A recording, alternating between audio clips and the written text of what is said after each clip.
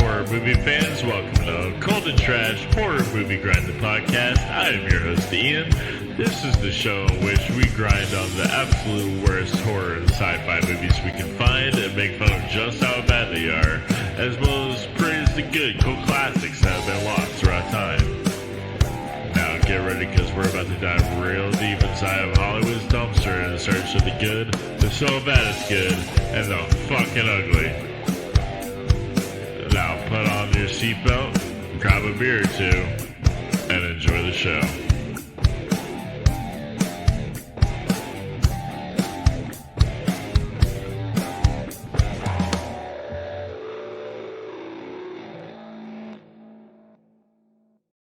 Welcome to the Grindhouse. Hey everybody, welcome back to Cold and Trash Horror Movie Grind, coming back at you with another one.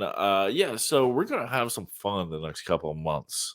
We're just now starting November. We're in the first week of November, and for this entire month, I will be referring to for now on as Grindvember, because all month we're going to be covering nothing but Grindhouse movies. And then next month, December, will be Grindvember, which will be doing nothing but covering Grindhouse movies, new and old.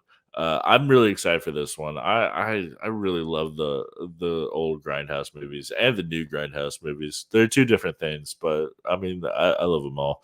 And we'll talk about that. So today we'll be reviewing Robert Rodriguez's Planet Terror, for the Grindhouse double feature. A lot of people who aren't really familiar with Grindhouse, they'll think that the Planet Terror is Grindhouse, like that, like basically, like what is that?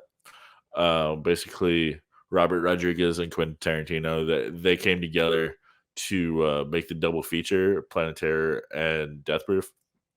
And so, but really, it's a tribute to a bunch of like old movies. Like if you follow the show, you'll probably be kind of familiar with it. It's Grindhouse is pretty much the name of what you call an old theater that in the 70s and 80s, maybe even 60s, played a lot of double features at midnight, a lot of really low budget, just kind of piece of shit movies.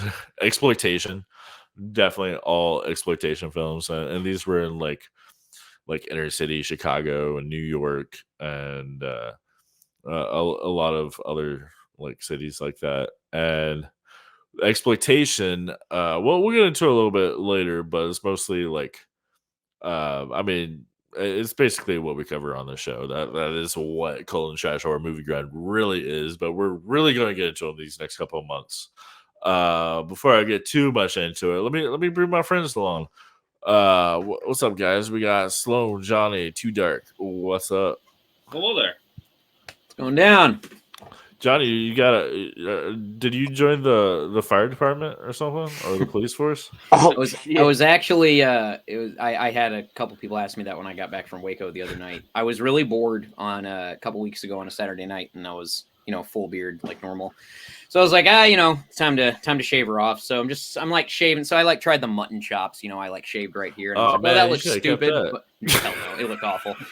And so monkey tail. I shaved that off. I tried like a little soul patch thing, that obviously didn't look good. And I was like, all right, that's funny. I took a little picture and sent it to some friends just for a little laugh. And then I did the mustache, and I was like, that still looks pretty dumb, but it doesn't look horrible. And so same thing. So I was like, I'm going to hold on to it for a day or so. So I oddly enough got like a bunch of compliments on it. They were like very Top Gun of you, like very attempting to be Magnum PI. I'll never have one as majestic as Tom Selleck's, but it's too bad we don't have Jacob on here. We could have had you and Jacob on here together. You could have invited him. Man, no, he didn't tell you. But anyway, welcome to the show. Also, TuEDarK, welcome back. This is like your third episode in a row back with us. I mean, you've done others in the past, but I think I've done the 2 heavy metals, and what was the last one I did? Dusk Till Dawn. And this is my 4th time on here, and I love it. I thought you were on another one. But I mean, man, you're a great guest. And then Sloan, of course, as always. So I have to throw something out there before we get too far into it. When you were picking names for Grindvember and Grindvember, you should totally call it Dismember. That's pretty good, but it doesn't. That is much better, but that doesn't. However, doesn't really deliver. That's more of like a torture porn, like Saw. Oh God. And Which that is a style of Grindhouse that they created in about like some 1975. Yeah, some Grindhouse. See Yeah, that's what they call some roughies. Grindhouse. Fair That's point. Fair roughies. point. Some. That is the misconception of Grindhouse. They're A not lot all of people gore. think that Grindhouse is a lot of like torture porn and splatter. Gore fest. It's yeah. just low budget and bad editing, right? It's the Pretty riffraff much, that yeah. MGM and all the others, Warner Brothers, couldn't take on and put in general movie theaters. Right. So you had to go down to the Dollar Theater or B-list producers. You know, go hang out with Pee Wee Herman in special viewing rooms. That was They were going through a time. They were going through a time in Hollywood that they were still the MPAA had come around like a decade or two before that in the 50s, and they were still trying to keep Hollywood, squeaky clean after the fall of the studio system. So there was obviously, as we could tell, there was obviously a draw and a market for these types of films. So those B-list producers and stuff, they just started. The exploitation film was born. I guess it was in the 20s, but it was born around then. They just found a really niche pop culture movement or something super gory, super raunchy and sexual, and they just threw a tiny bit of money at it and hope for the best. Kind of like Netflix with everything they've been putting out recently, Yeah, throw a bunch of money at everything. That's the thing is, it's kind of Grindhouse has kind of made a return in a completely different way, but it basically is the same thing with Netflix and I think the new Grindhouse is like different. It's not like a bad quality movie. It's like you try your hardest to like make a bad movie almost. Like Malignant, I feel like is a good like neo Grindhouse. You know what I mean? Yeah. The second half of it definitely was. I definitely agree with you on that part. And it definitely gets a little wacky. I definitely do plan on doing a couple of new ones. I mean, like this one tonight, Planet Terror. That's like the one that started the new movement of Grindhouse. Well, while we're talking about the history of Grindhouse, so the term Grindhouse initially was created in about 1948 when we couldn't have privatized theaters anymore, like MGM and Warner Brothers, as I said before. They couldn't buy out their own theaters, so it had to be public domain at that point, and they had to choose it. That's where Paramount Pictures ended up coming into play, and that's why they're really, really heavily restricted. And so the burlesque clubs ended up being very popular during that time, especially after the war.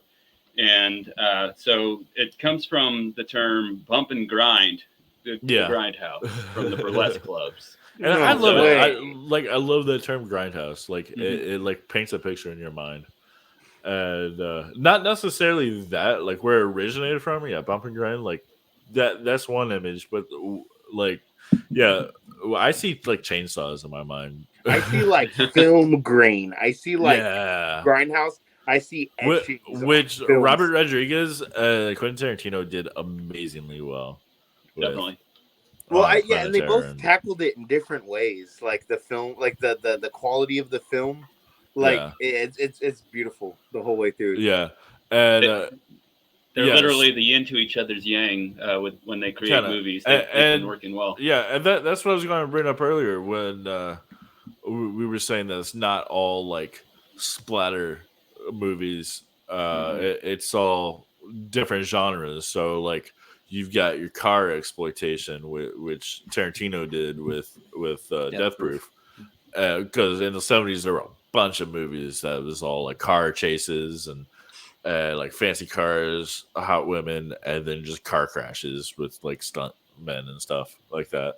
And then Planet Terror is the zombie thing, like Dawn of the Dead, which he brought Tom Savini in, who did not only the makeup for those movies, but he was also in that movie too. He's the godfather of all sorts of different practical effects, and always, hires himself into kind of like how Ray Harryhausen always had to be on set and guiding people with his own art. And so Savini is exactly the same way. and yeah, there's many other genres. They're not all horror. I mean, there's a lot of horror. There's like your Fist Dario of the Argento Unicorn. movies with the Italian, like okay, so you got your fake trailers in the Grindhouse one, and the Thanksgiving one, like Eli Roth. There's a bunch of movies just like that where there's the killer with the hand in the black glove that's just like slashing people's throats. That's a very Italian 70s thing that Dario Argento was part of, along with some others. Then there's a black exploitation, which is probably like that's my favorite type of grindhouse movie is the black exploitation. Which in a couple of weeks we'll do a couple of those. It's P.D. interesting. Weestraw, The Devil's Son-in-Law. That one is so fun, and also Blackula, which. Yeah, we'll definitely get into that, but there's a whole history of the black exploitation. It's basically, um, I mean, it sounds bad because it sounds like you're exploiting like black culture, but I mean, it's movies made by black filmmakers. That was their window into to having the opportunity to get into a lot of filmmaking during that time. And so it was a really important niche in time. Yeah. And they definitely jumped into the mainstream because like that's all like what especially Fred Williamson. He's so iconic in there. Yeah, because last week when we did Dusk Till Dawn, Fred Williamson was in it, and we talked about that. And then there's also, of course, the sexploitations, and then the nunsploitations. They literally had. I was going to save it for the midsection, but they literally had the Nazi exploitation where Inglourious Bastards, which literally Tarantino was working on right after this one. Exactly. So, that's not Jew exploitation. No. Yeah. Well, Nazi exploitation. Yeah, that's definitely a really popular one. And I'm not sure if I want to do this or not. I was thinking of reviewing the movie Isla, She-Wolf of the SS. Yeah, that looks pretty awesome. That's apparently I haven't seen it yet, but I was looking at the previews earlier. Really hard to watch. Yeah, it's pretty intense. But I'm sorry. I'm thinking. No, I did see it. I was watching the American evolution of Grindhouse earlier, and that was one of the ones that came 1975. That's a real famous one. And but I was thinking of the Grindhouse one from this movie. Yeah, exactly. Rob Zombie did the fake trailer for She-Wolf, or no, the werewolf women of the SS, which again, there's all these combined together. It is a movie I will cover on here. If any of y'all want to join for that, Werewolves on Wheels. So which is about like a biker gang. That's another type of exploitation. There's all after Easy Rider came out. There's all these biker movies. I bought a vampire motorcycle. Yeah, right. And so this movie Werewolves on Wheels, which is so fun. It's a motorcycle gang that joins a satanic cult and turns into werewolves. No, that's fucking cool. That's awesome. I would totally jump in on that. It's fun. Yeah. So there's all these exploitation movies so now after all that, so that's what Grindhouse was. And then basically, 2007, Robert Rodriguez and Quentin Tarantino formed together to do the Grindhouse double feature, which ironically is not Grindhouse at all because it was like a very like mainstream Hollywood film.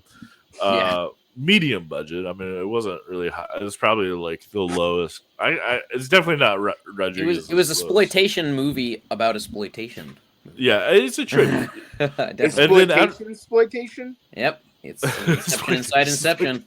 Exploitation. Yeah. I think it had a different feel because Robert Rodriguez ended up filming in like 1080 definition, and then he put overlayers over it, while Death Proof was actually shot with like a 35 millimeter. It was crazy how they had done, because the 6 reels that they ended up shooting Planet Terror on, I was reading, 5 of them were purposefully damaged completely, along with the stock footage and the B-roll that they had used beforehand, and that's how we see the cool effects. You know, and we'll get into that a little bit later, but yeah, absolutely, because I mean, yeah.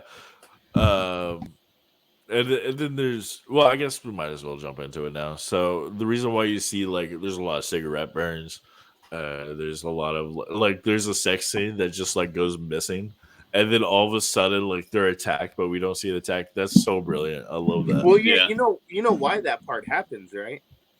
I mean, they did it on purpose. Well, I mean, so in the last episode, we kind of talked about, or last time I talked with you, we kind of talked about this movie just a little bit, and we talked about how Quentin Tarantino took a chunk out of Robert Rodriguez. Yeah, you did bring that up. Yeah. And Robert Rodriguez took a chunk out of Quentin Tarantino's film.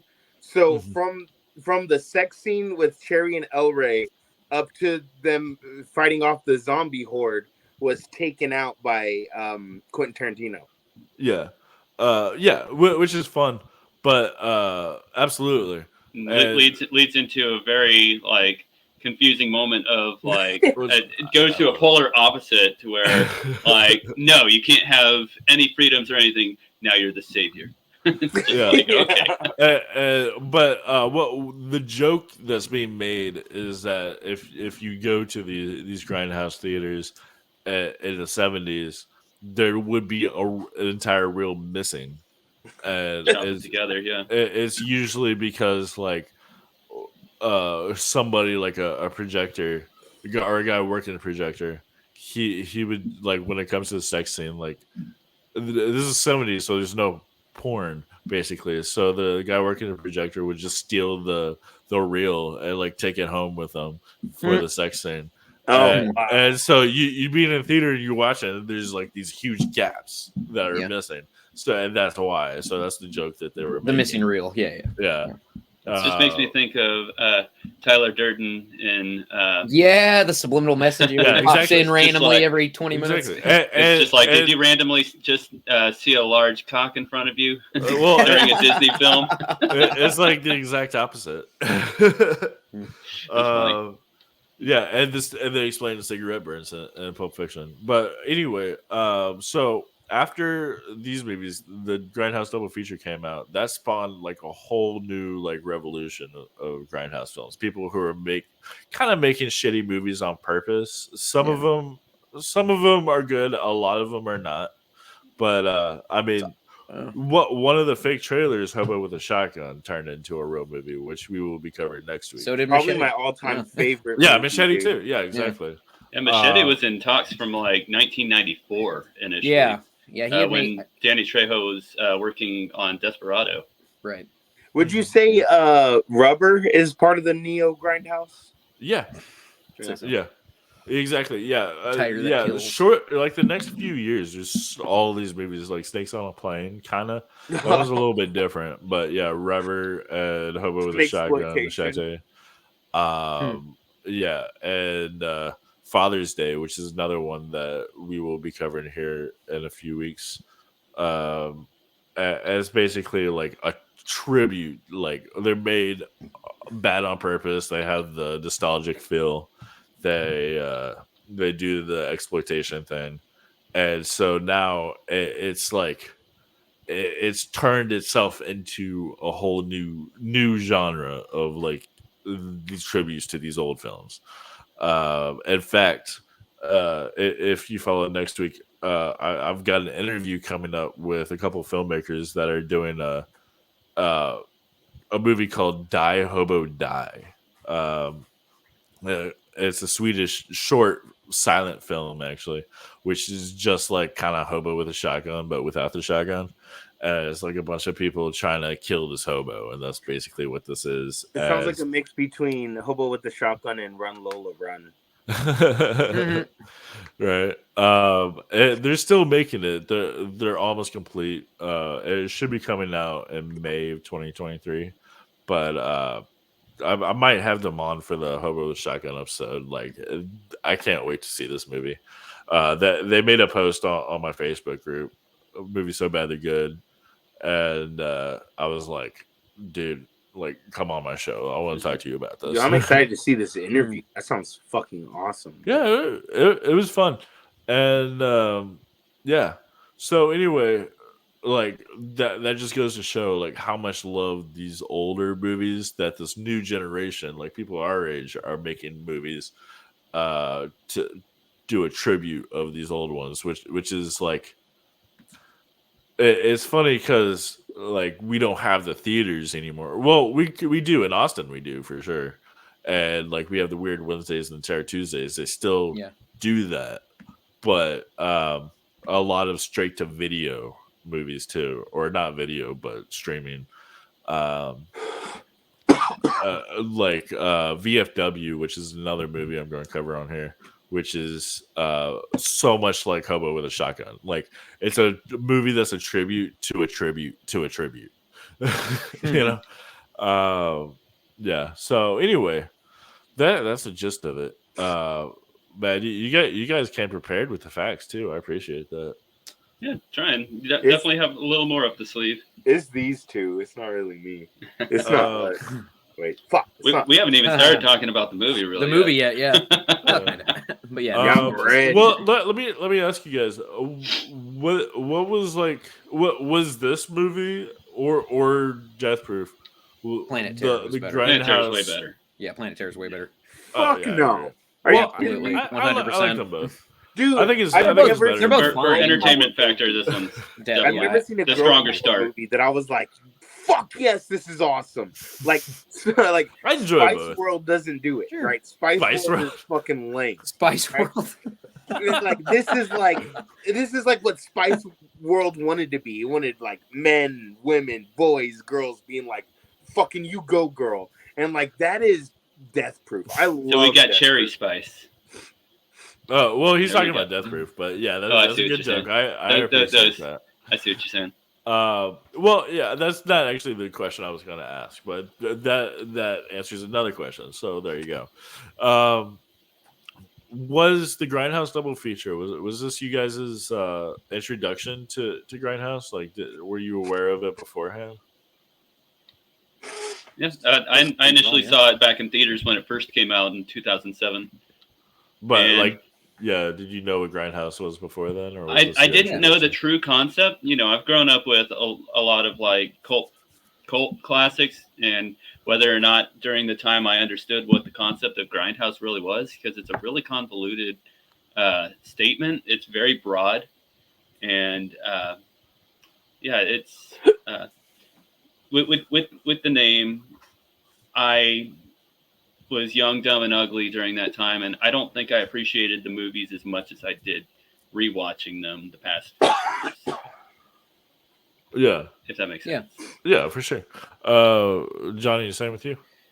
Yeah, I mean, I didn't really know what Grindhouse was until after I saw Planet Terror and Death Proof back in. I think it would have been 2008. I think it was the year after it came out. I saw it at a friend's house. But I just was really interested in it. I wasn't super familiar with Robert Rodriguez at the time. I knew Tarantino backwards and forwards since I was, an adolescent. But God, man, yeah, I just, after researching and stuff, I then realized I had actually seen other Grindhouse. Like I had seen the, George A. Romero's, Dawn of the Dead. I had seen the original Halloween and, a couple that might fall into that background. So started to make a little more sense. I guess the original Texas Chainsaw Massacre, I guess the 74 would have been one too. Yeah.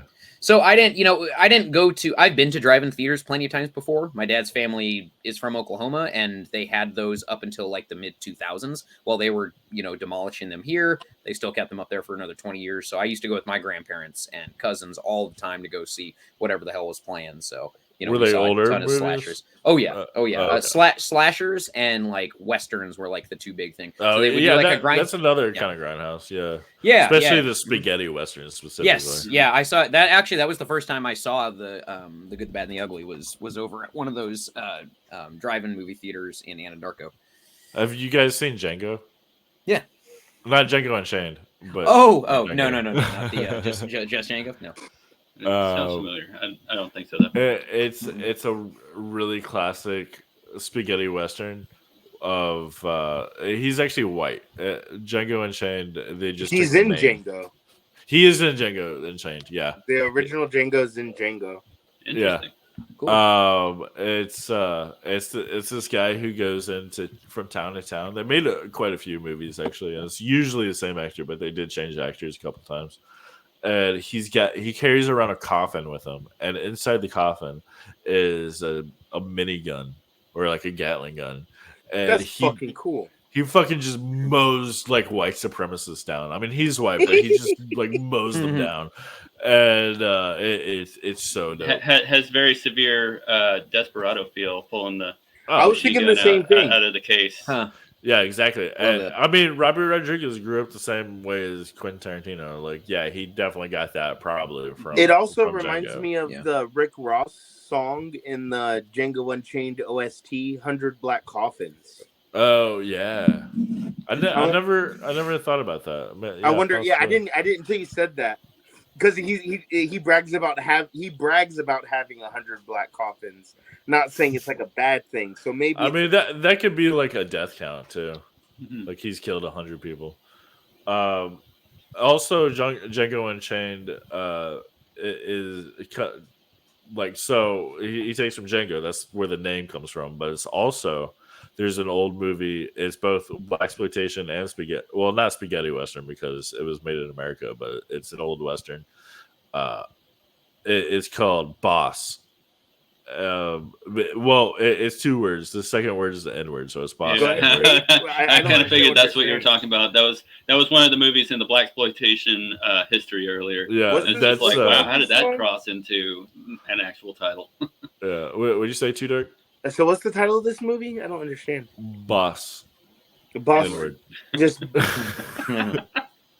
I don't understand. Anyway, I guess we'll move on. I don't understand. Anyway, it's Fred Williamson, and he's it's basically like Django Unchained. Like it's after the Civil War. He's a freed slave, and but there's still like a ton of racism and prejudice. So he goes into town. There's all these racist sheriffs, and he just cleans up. He just kills all the racists. That's fucking cool. It's amazing. Oh. Yeah. But anyway, no, you will ask me about my first Grindhouse experience, or I will tell you. Tell us right now. Okay, Fist of the Unicorn. Have you guys heard of it? Seen it? Nope. Fucking, it's this Bruce Lee joint, but it's bootleg as fuck. They only have Bruce Lee in like the first 10 minutes, and it's like literally from like another film, and then like they just make this like the rest of it's this like sick ass kung fu movie. Like it's just trash. And just like Sloan and Jonny, like I didn't know what Grindhouse was until after Death Proof came out. But that was definitely my intro to Grindhouse. Was like even before I saw fucking Texas Chainsaw Massacre on Views TV, I had seen Fist of the Unicorn. Which I didn't even think about most of those. You got the Wu-Tang collection and the Liquid Sword collection. Fuck yeah. Love Kung Fu exploitation. That's another one too. I mean, there's so many different genres. Drunken boxing, would you guys consider boxing? 36 Chambers Grindhouse? Yeah, I think so. It played in those theaters, so yeah. I'd say 36 Chambers is pretty Grindhouse. Basically, is movies that played in those theaters at that time that were not like big production companies. Yep. So like Texas Chainsaw Massacre, which Jonny you mentioned earlier, that's a Grindhouse film, but like Friday the 13th is not because of the production companies behind them. Well, I said Halloween, not Friday the 13th. Yeah, I know. Or just in general, I got you. Yeah. It depends. Yeah, definitely the budget had a big portion to do it, and it's good nowadays that we have the streaming service options. So the MPAA and the Paramounts and the WBs. Speaking of which, there is a streaming service out there called Grindhouse, which is all of those movies. So if anybody wants to check that out, that's cool. Yeah, I figured it was if Shudder. I bet say if they can do an entire channel based off horror movies, then yeah, I'm sure they can. Shudder. That's basically like Neo Grindhouse right there. And pretty much. Because like all those movies just go straight to streaming. Like none of them hit theater. I don't think, do they? But I feel like part of Grindhouse is the film and projector experience. Sure, Yeah. absolutely. I mean, yeah, it's an event. It's all part of the experience. Absolutely. Yeah. Totally agree. But I mean, it's definitely two things, because movies like VFW and Father's Day, and like all these movies that are tributes to Grindhouse are themselves Grindhouse as well, but a different type of Grindhouse. It's Neo it's Grindhouse. Yeah, basically. I don't know how like for sure this is how legit this is, but I mean that's how I feel about it, at least. That's I mean, in my Grindhouse journey. That's what I've realized, is that there's like these like straight to streaming movies that a lot of them come out on Shudder or Amazon Prime has a lot of them. No, dude, just Hulu's been doing good ones recently too. Like the real new Grindhouse is what we're gonna see in like 30 years. The lost streaming media, the shit that never made it to streams. That's what we're gonna see in 30 years, and we're gonna be like, holy shit, like this is dope. Yeah, and like Die Hobo Die will be one of those for sure. Yeah. So anyway, I asked you all your introduction to Grindhouse, which was the Grindhouse double feature, which I really appreciate these guys for like making this, like spreading awareness, because like I think without the Planet Terror and Death Proof, so many movies would not exist. Hobo with a Shotgun would not exist. Father's Day would not exist. Machete would not exist. And so it's awesome. I think I knew about Grindhouse. Like I definitely heard the term, and so when the movies came out, like I knew what it was in a way. Like I think my dad explained it to me too. Like he used to go to these movies in the 70s when he was a teenager, and you had the aesthetic explained to you a bit. Yeah, kind of. So like I knew about it, but I just didn't know the movies themselves specifically. And then like I saw all the movies that Tarantino like he was inspired by. Like if you watch Jackie Brown, that's inspired by Coffee and Foxy Brown. And like all the movies by that director. He's got a bunch, but anyway, let's get into Planet Terror. We haven't gotten into 33 minutes. Half an hour into the show. Well, I mean, I had to go into we're starting Grindvember, you know. I mean, we still talk pretty hard. We're I like it. This has been a good conversation too. So how about that Planet Terror, eh? Certainly a trip. Fucking spectacular, man. Dude, I love Robert Rodriguez. High entertainment, man. High dude, entertainment. And then even as a kid, Robert Rodriguez had me, dude. Fucking Spy Kids. I saw every Spy Kids movie up to Spy Kids 3 in theaters, dude. Yeah. Like Robert Rodriguez had me my entire He's a great filmmaker.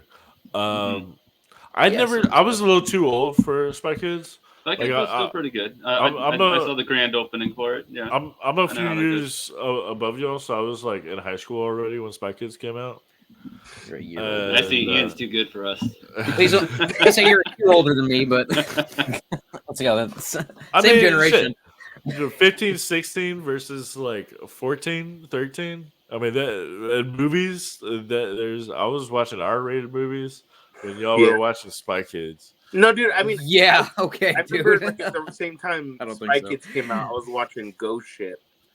But I mean, Spy Kids is better than Ghost Ship, hands down, dude. Yeah, Spy Kids rocks. First Spy Kids was awesome. I didn't like it any of the But however, I was what I remember throughout high school. I was definitely watching Desperado.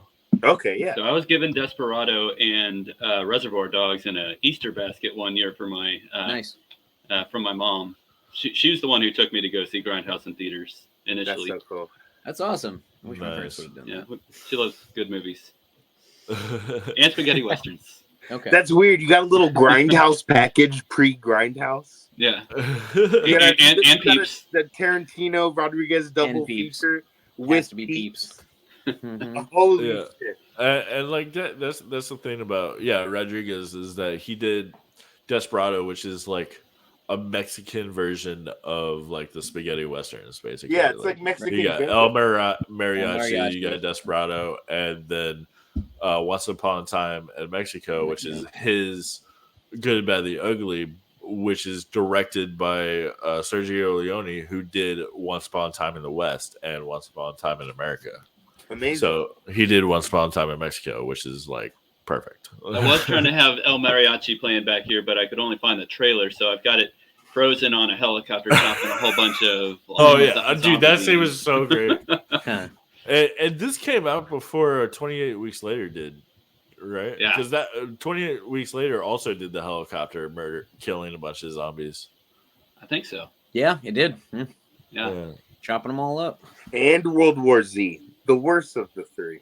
Yeah, World War Z sucks. If we're going to talk about the scenes of like popping and blood and stuff, everything in this movie was just done like buckets of blood. They get a scratch on their finger, you get a bucket of blood just flashing everywhere.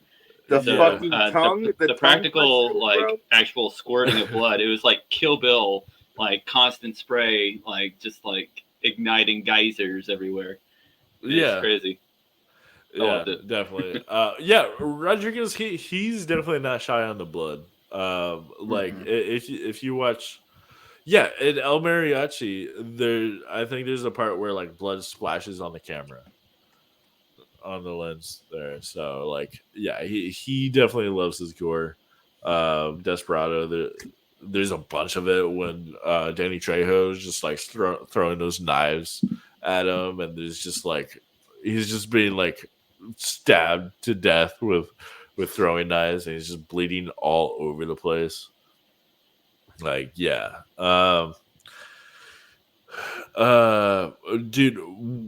before I knew that this was a thing, like the Grindhouse double feature, either of those movies, like I saw like a commercial on TV, and what I saw was Cherry on the back of a motorcycle with a fucking machine gun leg shooting at people. And I was like, I am in.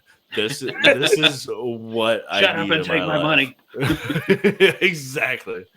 I have a question for you, Ian. What's up? What time period would you say this movie takes place? Oh. I guess that's a good question because there's no phones anywhere in the movie. Well, they said that. Ian, answer the question. Well, no, I'm trying to figure it out because, like, if there's are there cell phones? I don't know. Are there cell phones? Because this came out when like Nokia's were the hip new thing. It's funny you say that, but go on. I don't know. It could be. I always thought that was like modern times. Yeah, you're right. So it was like 2007. I would say something. Yeah. I'm still biting my Jonny, tongue. what time period would you say? Well, they ended up saying that the soldiers came back from the Iraq War. Yeah. Oh wow, they say that. Yeah. Because my tell for was present day. But there also was. But which Iraq War? Desert Storm, and they had cell phones in the movie though, so yeah, that's it. Okay, that's right. Because she the girl. Because her daily planner, she flips it up. Who ends up, the no-brainer. That's actually Fergie. The musician. Fergie texts her. And she's texting, and that's who she's cheating on Dr. Blockwith, which is Josh Brolin. We haven't even gone on to who's even in this movie yet. But then also, dude, I know. But also, in Death Proof, someone's texting Butterfly. Do you guys think it's Fergie? That'd be an interesting tie-in, yeah. Because someone's texting Butterfly like, hey, we're gonna meet up soon, and I'm gonna like take you away, basically. Huh. And that part of Death Proof is supposed to be like the past part. Okay. Nice. Is that why her vehicle's all busted up? Because Tarantino loves to mix characters around, like for example, the sheriff is the exact is Sheriff I think McGraw or something. He's the exact same sheriff from Dusk Till Dawn, who's the exact same sheriff from Kill Bill.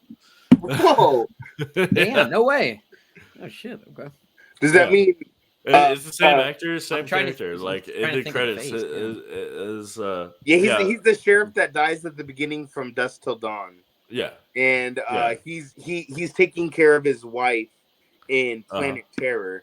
Yeah. And who is he? What's the other movie? Kill Bill. He's the one who shows up at the very beginning after the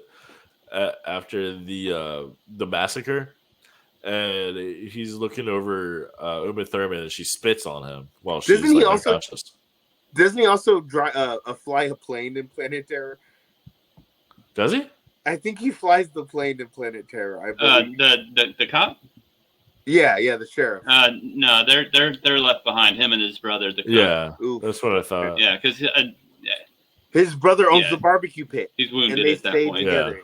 Yeah. Okay. Yeah. Exactly. No, it's the guy flying the plane is the owner of the Go-Go Club that Terry used to work at. You have to give a finger and a bye-bye slip. The guy, the leader of the Go-Go Club is Robert Rodriguez's realtor in real life. Really? So random. Interesting. What? Yeah, we were trying to figure out who that was. Interesting. He just hires the hell. He just hires people in his life. Like there's the guy that does the. That's just like a PA assistant that he heard do the whistle sound, and he was like, "Be in my fucking movie." Nice. I mean, he's a very low budget director, like guerrilla style. Yeah, he does all of it himself, So yeah. Oh, so like doctor, extras, he'll just take his friends. The doctor in the movie is Robert Rodriguez's fucking doctor, like not an actor at all. Yeah, he's been known to do that for a lot of like projects. Desperado. It's all his friends. In fact, so like he lives in Austin, and in Desperado and Dusk Till Dawn, the singer of the band that's playing, and who's also in Desperado, he's on the phone the entire time. Tony, who's on the show sometimes, he dated that guy's daughter. Yeah, so like he's from Austin. So like basically the point is that like Robert Rodriguez goes to like local friends of his. Which is cool. I don't know. That has nothing to do with Tony dating the guy's daughter, but it's a fun fact. Rodriguez did Predators, didn't he? Yeah, he produced it. He produced it. That's right. Yeah, our old friend Noah. So his dad did the music for that movie. Oh, he's a composer. That's pretty cool. I did not. Yeah. He does like music management. Yeah. Awesome. Yeah, you okay, TuEDark? No. Okay. Too green. Well, all right. So 10 minutes ago, Sloan, you mentioned that we hadn't gotten into the cast. Well, why don't you go ahead? Let's make it 10 more minutes. Okay. No, let's jump in. So, there's a good number of cast members. Of course, Quentin Tarantino has to have a role in most of Rodriguez's movies. You've got Rose McGowan, Freddie Rodriguez, who plays El Rey, which turns out to be a jack of all trades, but he's a wrecker by night. He does the whole Batman thing. And you've got Michael Biehn is the that's the sheriff. Man. Fucking and of course, one of them. Danny Trejo, Tom Savini, Josh Brolin. Wait, Danny Trejo. Marley Shelton. No, okay. Who's famous from? She's recognized from like Scary Movie 4. The comedian actress. So like Josh. She ends up like breaking off her tooth, and it's just like, oh, I recognize you more now. And the kid, her and Josh Brolin's son is Robert Rodriguez's own son. Because he had to kill a kid, and he didn't want to kill anybody else's kid, so he killed his own kid. Yeah, that makes sense. Just kill your own. Yeah, you want to anyways. It's already in the back of your subconscious. So speaking of which, like not one, he was going to just take it out of the film completely. But he was like, Yeah, I read that. he basically was like, "What am I? A better artist or a better father?" And he's like, "I'm a Better artist. It's Yeah. so random. Like the kid just like kills himself off Don't screen. point it at your face. Yeah, whatever you That is do, the bang. Spoiler. And then it's like, oh well, let's just go on to the next scene after that. That is Like, the who most cares? amazing I part. just, Most I just like, love how like mind blowing. Like that is the biggest. literally rug mind pull. blowing. Oh yeah. It is such a rug pull. Like we're safe, we're leaving together. You ready? You got your turtle. You have your fucking stupid shit. Let's go. And boom, son ends his life, dude. Like that's so powerful, so quick, out of nowhere. Man, dude. I'm just surprised that those animals didn't like have a conflict in that tiny confine. He put a emperor scorpion on top of a box turtle with what else did he put in there? Was there like a lizard? I believe it was I can't purely remember. visual. I think it was for the cool visuals. But It's yeah, just what were the? They were alive. what were the The creatures? It was a scorpion was crawling. A turtle. Was it a not a frog? Was it an octopus? No octopus. But yeah, no, I just thought it was interesting. Like that was the main thing that caught my eye. Was just like, how are these animals like okay with just like being like thrown into this like tiny little enclosure immediately? Movie. Like I don't know. Movie magic. Yeah, pretty much. Speaking of his son, including his son, not so that kid he's Rebel Rodriguez is his name. He kind of grew up to help his dad in some other films, but his brother, Racer Rodriguez, wrote a screenplay to a movie that Robert Rodriguez recently directed called Red 11. That Any movie good? sucks so much. It's I so believe bad. Because I mean, Racer, make movies like he's you, a kid basically, but it's cool. It's like it's a terrible movie, horrible script. I mean, Somewhere. It was excellently directed because it's Robert Rodriguez, but the script is total just shit. But it's because it's by a kid, and it's like, yeah, like so, like you said, you got to start somewhere. But it's so like awesome because it's like you've got this like great Hollywood director who has like all these great movies under his belt, and if he does a bad movie, that could fuck up his career. But he doesn't give a shit. He'll take his son's terrible script and make a movie out of it, and it's a fucking shitty movie that everybody's just like, this movie sucks, but he doesn't care because he's just like supporting his son.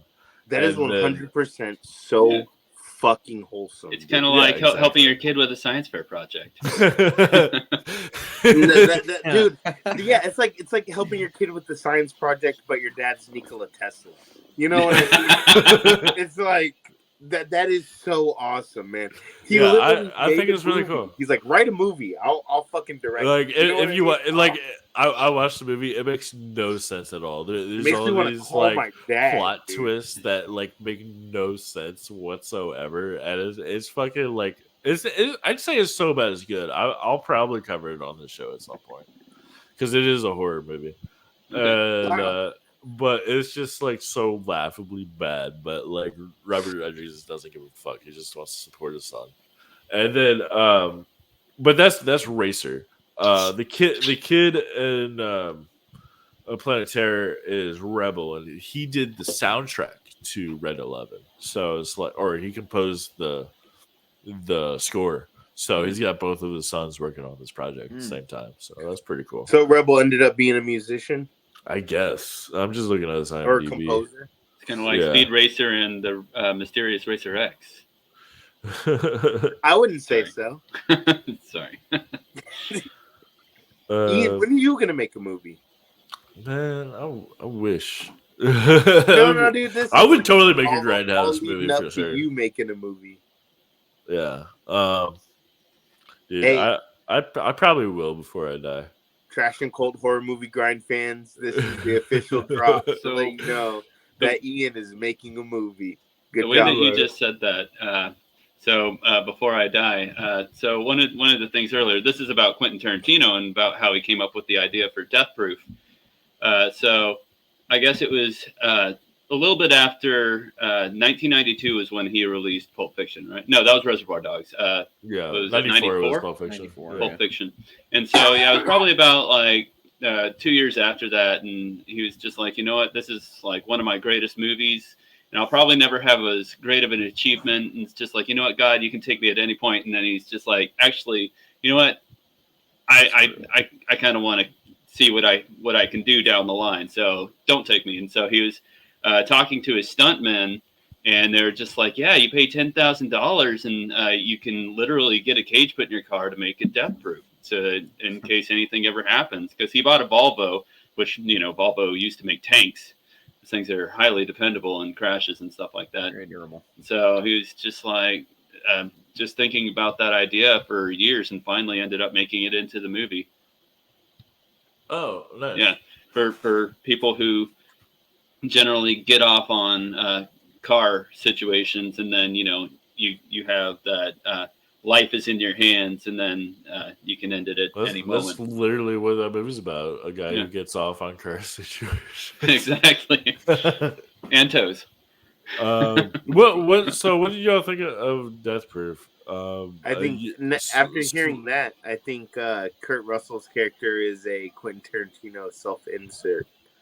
Yeah, I mean, yeah. After that movie, he kept coming in to his movies. Like he had a bit role in Once Upon a Time in Hollywood, which I thought was really cool because his role in Once Upon a Time in Hollywood was, I guess, he was a director or like stunt coordinator, producer, or whatever. Oh, we lost Johnny. And then his wife is Zoe Bell, who is a stunt woman who was in Death Proof. Huh. Yeah, and they were like, oh yeah, and Stuntman, yeah, his name is Mike, and he's Stuntman Mike. Yeah, so the two actors in Death Proof, Kurt Russell and Zoe Bell, were in Once Upon a Time in Hollywood as the stunt coordinators. But doesn't that like beg to imply that there's a Once Upon a Time series, like a Once Upon a Time universe? You know what I mean? Well, like you said, Once that Upon a Time in people, existentialism, or like no, because there's Once Upon a Time in Hollywood, Once Upon a Time in Mexico, and all those movies in the West. In the West. So, like, all the Once Upon a Time movies are all in the same. Once Upon a Time in a galaxy far, far away. Have a connection through who has like the directors have all worked with each other, right? Robert Rodriguez worked with what's the name of the director from Once Upon a Time in Sergio Leone. Okay, they've never worked together. Oh, Robert Rodriguez and Sergio Leone never worked together? No, they never worked together. However, to your point, Quentin Tarantino, who directed Once Upon a Time in Hollywood, which, he worked with Robert Rodriguez and from Once Upon a Time in Mexico. Not that movie, but in Hateful Eight, the composer of the score in Hateful Eight is the guy who did the score in. I don't know about Once Upon a Time in the West or in America. Actually, that guy. That's so cool. Dude, he definitely did. Yeah, sorry. And that's very Tarantino, these tiny little connections. Yeah, Tarantino did the guy who did. I'll repeat it because I messed it up. So the guy who did the score of Good, Bad, and the Ugly, Once Upon a Time in the West, and Once Upon a Time in America, also did the score to Hateful Eight, and also The Thing, which is also Kurt Russell. Dude. So it's funny that you're talking about little tiny tie-ins. So going back to Planet Terror, in the beginning when Josh Brolin, aka Dr. Block, he calls his wife to come in to sedate the patient that has the bite on his wrist. And before she goes in, she loads up those needles and puts them on her garter belt. And then you can see on a little pad of paper, It says to-do list. It says buy cereal. I forget what the second item is, but the third one says Kill Bill. Oh, really? Yeah. I missed that. And so yeah, it's on like a little post-it note. Okay, so we should probably go into the whole, since we're on it, the whole Tarantino universe, plus Rodriguez films, plus other people's films. So, I mean, they're all connected. That's definitely established. Like, Tarantino himself definitely admitted to that. Like, for example, Vincent Vega, who is from Pulp Fiction, that's what's his name? John Travolta. Yeah, John Travolta. His brother is Vic Vega from Reservoir Dogs, who's Mr. Blonde. Nice. They're brothers, but that family doesn't end there because their uncle is the movie producer in True Romance. I haven't seen True Romance. You should. Is that Arnold Schwarzenegger movie? No, not at all. That's True Lies, buddy. All I know is I saw fucking Jingle All the Way. You should definitely see that, dude. True Lies is, my opinion, probably the greatest action film of all time. I just like seeing Jamie Lee Curtis in those fucking waist-high panties. That was But no, what I was saying. So Quentin Tarantino's very, very first script he ever read is called My Best Friend's Wedding, and he was filming it, but there was a fire and it was all destroyed in a fire, so he scrapped it. Went on to direct Reservoir Dogs, but in order to finance Reservoir Dogs, he took a script from My Best Friend's Birthday and sold it, and it became a movie called True Romance. Huh. And within that movie, there is I don't remember his name, but that character, his last name is Vega, and he is the uncle to Vince and Vic. And not only that, but there's a character in True Romance named Alabama. Now, if you go to Reservoir Dogs, when Mr. White is talking to Joe, and he's like, "Hey, are you still doing jobs with Alabama?" Bam. There's that connection. Now, not only that, but when in Reservoir Dogs, Mr. Blonde, when he gets out of jail, he goes and talks to Joe, and Joe says, "Hey, who's your PO?" And then he says, "That prick Scagnetti." Now, in order to finance Pulp Fiction, Quentin Tarantino wrote a script called Natural Born Killers, which he sold to Oliver Stone. And in Natural Born Killers, the cop is named Scagnetti. This is one of the greatest stories ever told. This is amazing. Y'all didn't know this? Hours, dude. No, this is all new to me. And it keeps going. Yeah. So let's see okay. So in Kill Bill 2, when he shoots Uma Thurman, Thornton, yeah. Thurman. Thurman, or I don't know. He puts her in a grave, right? Mm-hmm. Yeah. The name of the grave. Welcome back, Johnny. Well, you missed it. We're going really deep in this rabbit hole. Yeah, I'm sure I'll catch up. I'm saying how all the characters in all the Tarantino movies are all related, like Vince and Vic Vega. I've heard this one before from you. Yes. So what? Before you came in, I was saying Kill Bill 2. So in the coffin, he puts her in a coffin, and it's under a grave specifically named. Well, I forgot the first name, but the second name is fuck. I forgot the name, but it's the name of the character from Django Unchained, the dentist.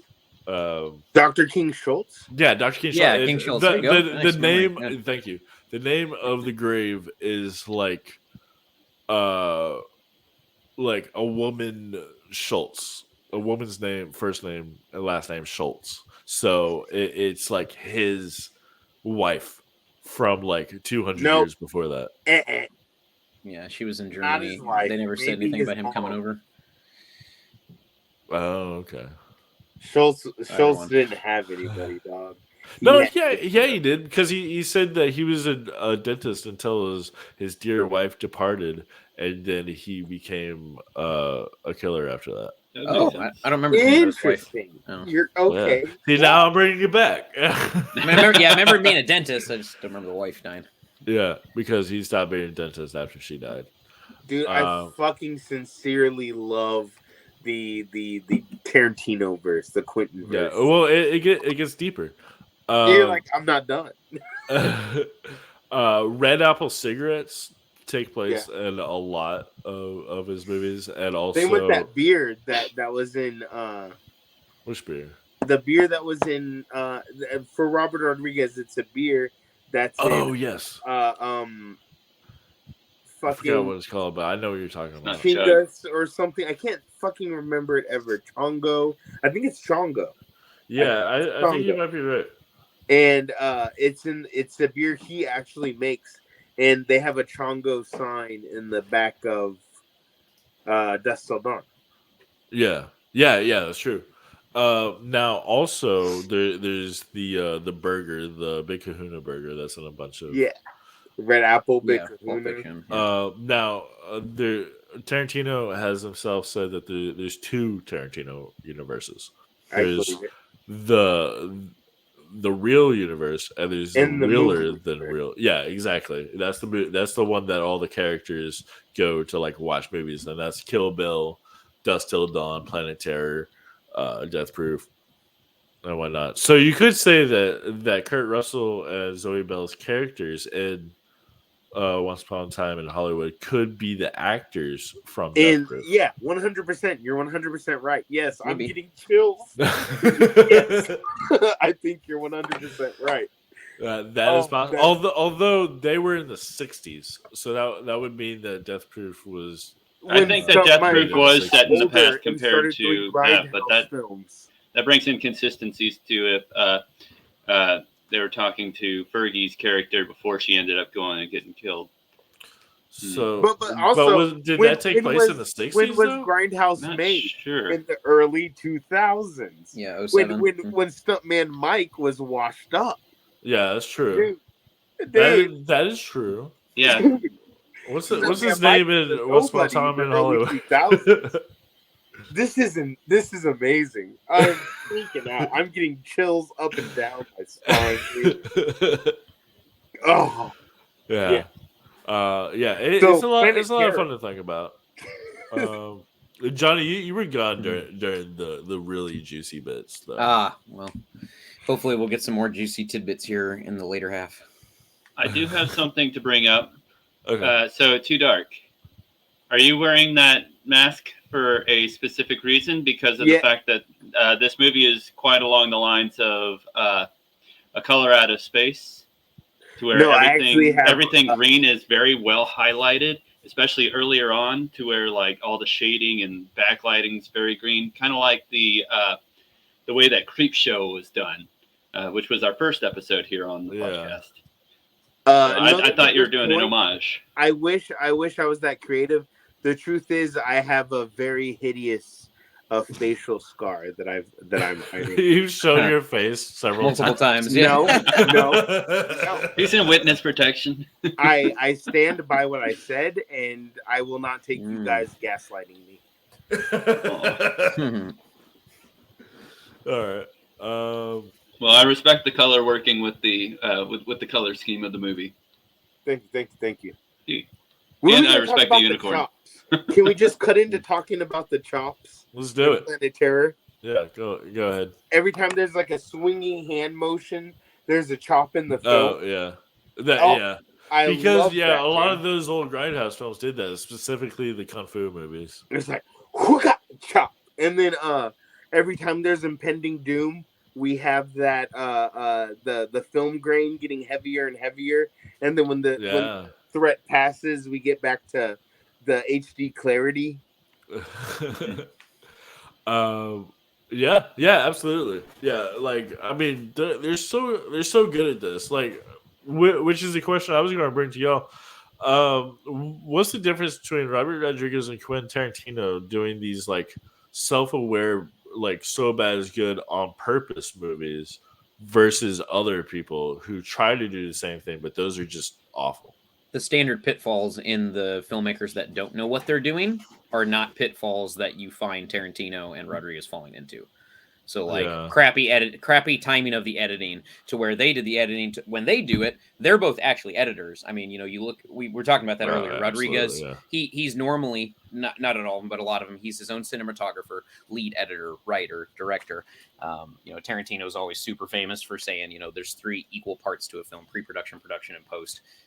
So these guys are guys that know how to do all of it, and in turn, they know how to. I mean, I've talked on my show about, Tarantino. He's just always, I love the timing and pace of his films because he's such a talented editor that even if he doesn't have one, he can just be his own movie's editor. I feel Rodriguez falls into that too.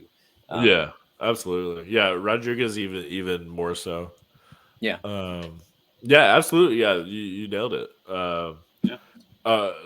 Another really good one, Black Dynamite. If y'all have heard you talk about that one before. Yeah. It's been a while. Isn't that directed by Michael Jai White, or is it written by Michael? No, he wrote the script. Okay. And he starred in it. No, but dude, that movie is hilarious. If you listen to the commentary on that movie, they can't get through a sentence without laughing while trying to explain. Yeah, for those who don't know, Black Dynamite is basically like Planet Terror, but as a blaxploitation film. No, it's the perfect blaxploitation film. It's so good that like when I first saw it, I thought it was made in the 70s. Cream corn. That's why they call me that, because I'm smooth. Yeah, I would cover that movie in a heartbeat if it was a horror, but I have to do horror movies. Yeah, if we could do a different blaxploitation as well, it's not horror, unfortunately, but I'm gonna get you, sucker. That's more of a comedic one. That one's so good, dude. We have a problem. Yeah, because in the 90s, the Wayans brothers really took over the. That's Juice, right? Fuck. Or dude, we could do Juice on this show because that's technically a horror film. Let's do Juice. Johnny over here has no idea what we're talking about. I'm just like, what? So I did want to bring up the difference between Tarantino and Rodriguez. Okay. I feel like Tarantino takes film way more serious than Rodriguez. Rodriguez definitely has more fun with it. Yeah, exactly. I feel like Tarantino's like, I'm not going to sacrifice my movie for fun. His filmography is, because he did 8 movies in 20 years, like most directors have done double or triple that amount in some cases, over that time. But they don't care about their filmography. Spectacular movies. What's his worst film, like critically, like Hateful Eight? And is that even a bad movie? If that, Or you know what I mean? Or Death Proof. I was about to say Death Proof is Death Proof is fucking fantastic. Dude, you're just talking about the critic reviews. It is one of his lowest scoring movies. What's it called? The Flag Game? What? The Flag Game in Death Proof, where you hold on to the hood. Oh shit! Yeah. Oh god, it's so sick. Yeah, no, I really, I'd say Death Proof is probably my least favorite, but I love it. I really enjoyed Death Proof. I enjoyed it when I saw it. I wanted to watch it before that podcast. Once Upon a Time in Hollywood, I'll take that back. That was probably my least favorite. No. I really enjoy it. Once Upon a Time I enjoy all Hollywood. I have no Tarantino movie. It's better than Hateful Eight, I'd say. Hateful Eight is just. They're both. Dude, I love Hateful Eight. I want to bring up. No cinematography. So with Tarantino, I love the fact that like the way that he has his characters go through, like it's more of the actual human aspect to where just like in Pulp Fiction, where it's just like, he's waving the gun, it's just like something can go wrong, it's gonna go wrong. And it's just like, well, shit, I just blew that fucking guy's brains out all over the back. Oh well. Yeah. I think that's very Death Proof. Like, I'm on the hood of the car, now we're being chased by a psycho murderer. Like, you know what I mean? Like, it's very like, we're fucking around, we're playing with stupid shit, and then we get the stupid prizes when we win the stupid games. You know what I mean? Like, that's very Tarantino and very, like, I love how they beat the shit out of him at the very end. They just, like, take him out of, like, they shoot him and then he runs away and then they catch him. It's almost unrealistic. They and pull him like out of the car and he's just, like, crying like a bitch. And they then they freeze just frame on him getting fucking kicked. They just, like, That's the last circle shot of around the him movie. and take turns just beating the shit. It's sick. It's fucking bad. It's pretty awesome.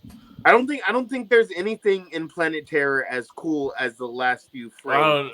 Planet Terror has really cool other types of things, like the gun leg.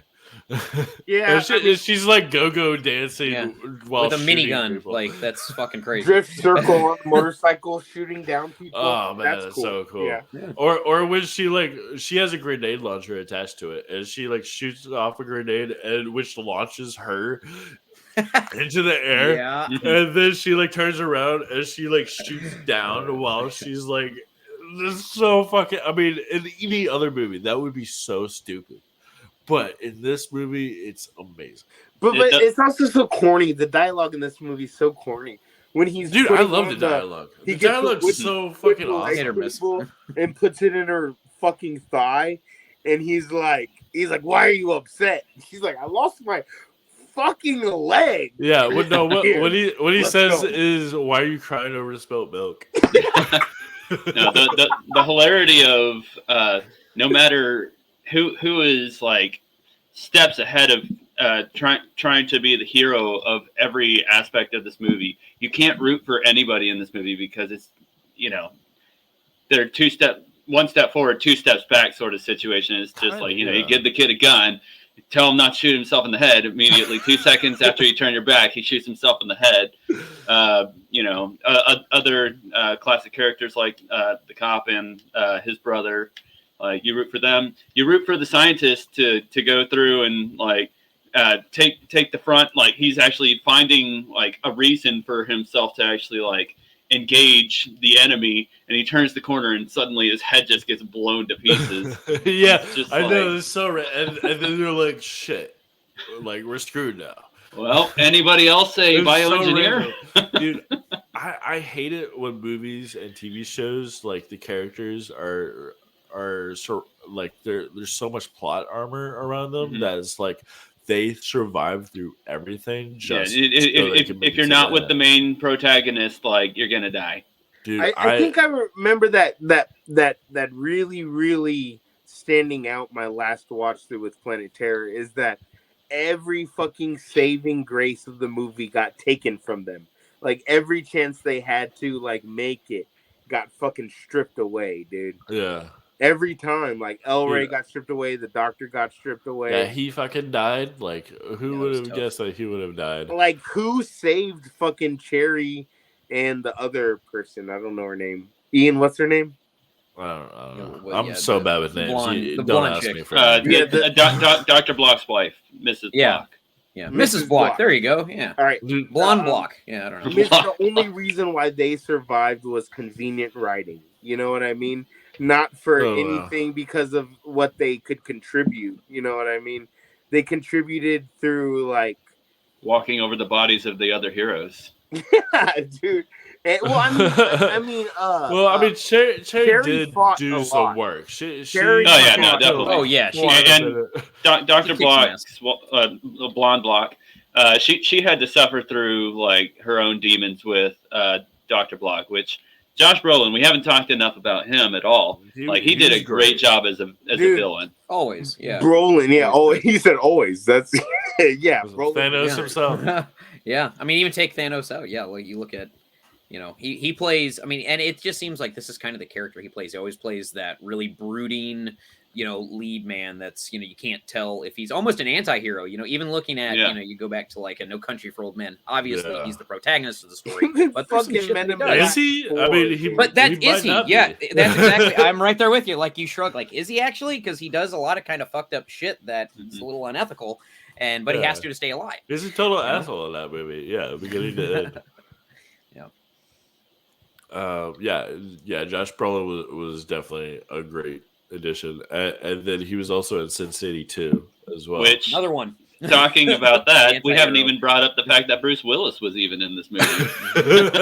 Oh, Bruce Yeah. Willis was fantastic. As a It's giant pimple, yeah, it's such a bit you role. know, Yeah. at the end. What was the line Bruce Willis had where he was like blah blah blah blah? I don't What was it? remember actually. Was it like give me the shit? Yeah, something like that. Yeah. So, yeah. It was. Maybe. Yeah. I'm gonna take all the shit. I would take all this. Was it give me, dude? That was so cool. Like Bruce Willis was so cool and like, oh, and the Akira like body horror in the Bruce Willis climax, dude. Yeah, was so sick. That's a great reference right there. Yeah, Akira, like, yeah, I can see that. Yeah. The pustules came pretty fast when they weren't having to inhale, because I guess Throughout the whole movie they were gross. They ended up their platoon, I guess, was the compound's called B2, right? That the mutagen gas, and so they're needing it to keep themselves from turning into the monstrosities, but the gas turns everybody else into monstrosities. It's like, you know, it's a push me pull me situation. Like they can't heal themselves without the gas, and then of course the gas is affecting everybody else. This is pretty much like a Return of the Living Dead situation when they burn the bodies and just starts like going down and it affects everything around them. It's interesting. Yeah. Well, it to me it felt like if anyone had a constant supply of the gas, they could keep them for some reason. They could keep themselves from turning full. That's why they had the apparatus for a couple days. Yeah. Yeah. So, Well, the gas like, mask. Quentin Tarantino took off his gas mask. That's when his body started falling apart. Well, yeah, his testicles fall off when he's trying to rape Cherry. Yeah. And he's like, I need it for a moment. Egg leg. Oh my god. He says "fuck it" and keeps going. Okay, I said this on the last episode I was on. Like, oh my god, do y'all know the reference that has? Or I'm not saying it references it because I don't know, but fucking in the commentary, Quentin Tarantino says he thinks it's hilarious, like someone like having their dick fall off and they still want to rape. And Harvey Weinstein has an allegation. Weinstein got produced his this. dick burnt, and he still was like. It was probably Weinstein's idea. Yeah, actually, that's probably accurate. Oh, man, we skipped so much information for the first hour. Dude, We're finally talking about this movie now. I think we added a fair amount Yeah, more I mean than we realized. that's what this I'll show's drink about. less Like, next This is a mainstream movie too. There's Most people so seen it. many other movies that they talk beginning to end and say Planet everything. Terror Part as two. it Yeah, goes. I'm glad we didn't do it. There's so many other podcasts like that. I want mine to be different. Yeah. There's more surrounding this movie because it's a mainstream movie with so many fucking pop culture references, especially to Grindhouse, you know? I mean, I think all the shit we're talking about is very, very relevant to this topic. Mm-hmm. Yeah. I don't think there's a problem with it at all. A lot of the stuff that we, you know, and it's nice doing, like, I know I say that every once in a while, but it is nice doing movies like this on your podcast, man, because we always watch such trash, which is entertaining as shit, don't get me wrong. But it's nice to actually appreciate, even in a movie like this that's attempting to be bad, there's still artistic value in it, honestly. So much. You know? Absolutely. Honestly, there's a lot. There really is. Like, aren't the scratches and the grain in the film like It's intentional. actual? Aren't they actual 35 millimeter over? Like if it's real. Yeah. Well, and the second movie Overlay. was 35 millimeter. This one was done in high in def and Planet then Terror, I think edited. all of the overlays, the effects on it were 35 millimeter overlays. Like, it wouldn't surprise me if that were the case. They weren't like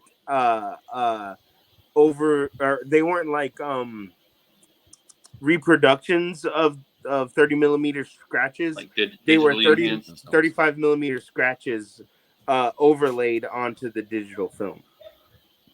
Oh, Yeah. okay. I hadn't heard. I thought they actually had they had like a team for it that like went in and like scratched it, put burn marks on it, like because they had 5 of the 6 reels I read were intentionally done like that. So when they are were you filming. saying that I think that's what I heard. it went into film after? Yeah, no, I'm saying they did it in film initially. like in the body of the camera, like they had an actual like reel of film, and they would constantly like be throwing it in every couple hours. I thought this was shot digitally. Planet Terror was. Planet Terror. I think what about what? Not Death Proof though, right? But no, Death Proof was 35. Okay, Death Proof was 35 film. Yeah, no, Planet Terror was digital. Yeah. I was like, Planet Terror was digital. Quentin Tarantino would never do digital. 35 overlay on top of the digital. 35 millimeter film just shot with scratches. That makes sense. Blank film. Yeah, that was Tarantino for Death Proof.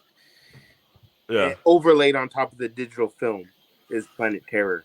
So when you get the scratchiness in the danger scenes, that's actual 35 film scratchiness overlaid on top of the digital film. The digital video, sorry. Interesting. Yeah. Same with the chops and the cuts. Those are 35 millimeter chops made just for the movie. Okay. Oh, yeah. So you ended up bringing up TuEDarK, the zombie movies that we were all talking about earlier, and you said World War Z being like one of the lower class zombie movies. The way that this movie ended, where he's just like, I want you to go down and put your backs to the sea and fight them off. Like when it pans out like that, it really gave me World War Z vibes. In the best way possible, right? Like World War Z is supposed to be this grandiose zombie movie. Yeah, it fits better in a Grindhouse film than in a like mainstream the film. Mayan temples. When zombies, off the hordes. When zombies go mainstream, it just doesn't work the same way. No, I mean sometimes there's a few exceptions. Like Zack Snyder's Dawn of the Dead was good. Yeah, I watched that the other night. Like there's a couple other good ones. I feel guess like 28 Super Days 8 and was Weeks Later. Do y'all remember good. Super 8? Yeah. Was that wasn't a zombie movie? No. That was like E.T. on crack. J.J. Abrams and Steven Spielberg.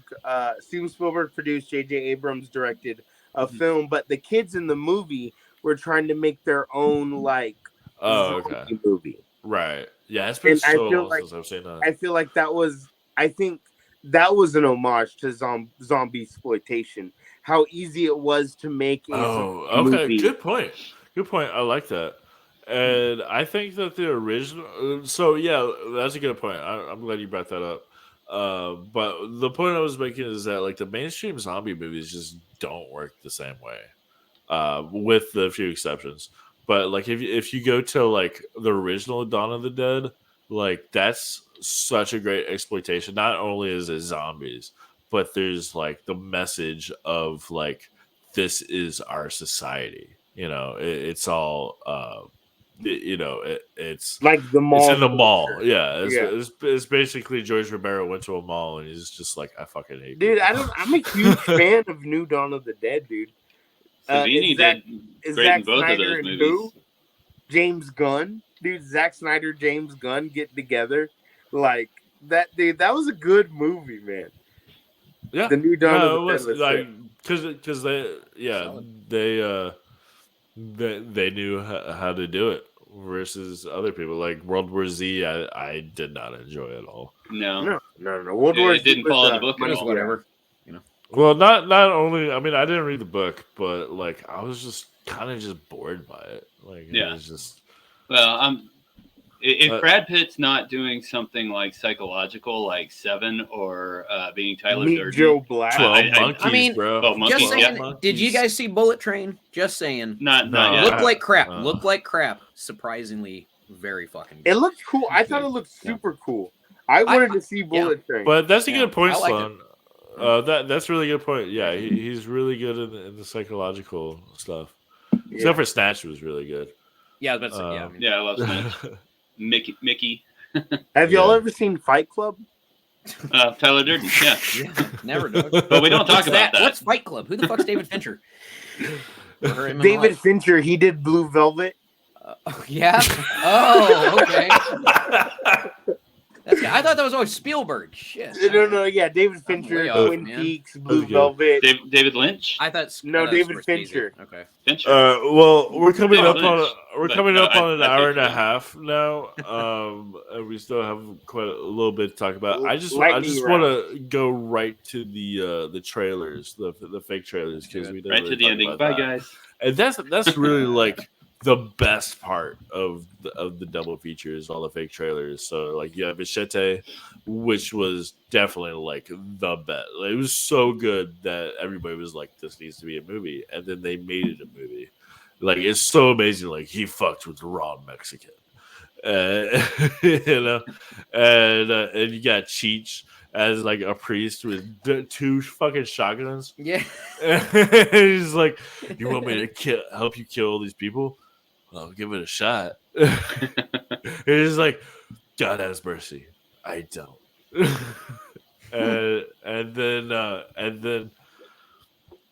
and then you get all their buddies, all the other like Eli Roth and Rob Zombie, who also grew up doing the same thing and watching Grindhouse movies. So like, let's just get the best people possible. Like Rob Zombie's Werewolf Women of the SS, which we brought up earlier, which is like a tribute to an actual real movie, is the She-Wolf of the SS, and then like what I said, Werewolves on Wheels.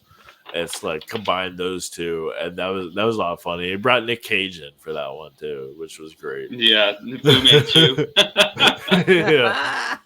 And like I would apparently Rob Zombie almost made that movie, and I really wish he did. Like, Yeah, that seriously, would have been better than the Monsters. Dude, it would have been. Ugh, never mind. I'm not gonna say Get into Like that I right don't know what he was saying. Like he made amazing fake trailers. That like no, dude. like It was like the third best thing he's ever made, and it sucked. Like yes. what She-Wolf Women I of the agree. SS? I'm with you. No, I think he's talking about the Monsters.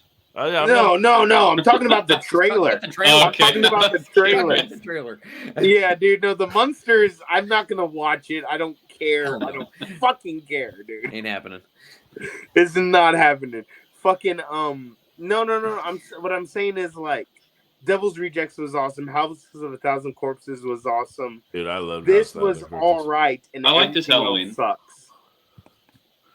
31 was good. I like 31. I don't know about 31. I know about Halloween. 31 is a tribute to the to the Grindhouse stuff. It's a very splatter exploitation. I'll watch 31. You get clowns with chainsaws, just like nice. Okay, ramming chainsaws into people, and blood is just everywhere.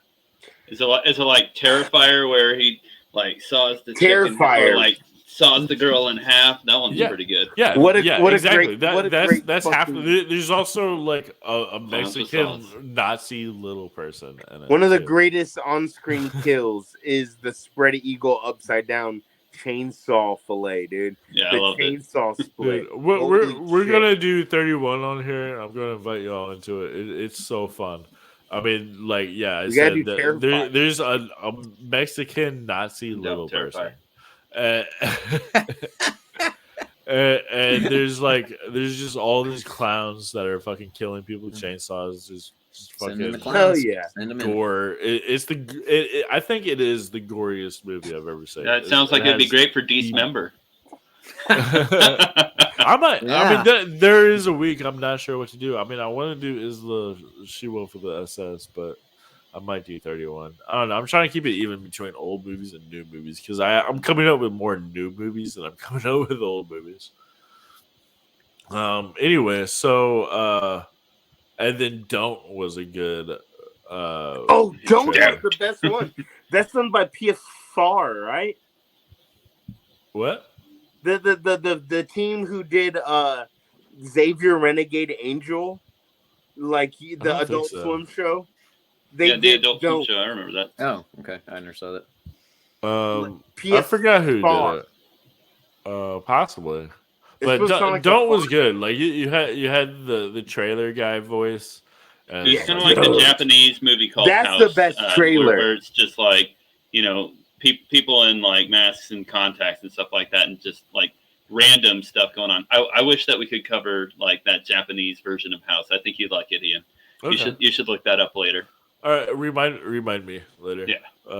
And then I mentioned earlier, Eli Roth did the Thanksgiving, which is total like that. There's That an would make the entire best thing movie. of Italian horror movies, which is that. Yeah, the voice was so good on that one. Thanks, yeah, that was so good.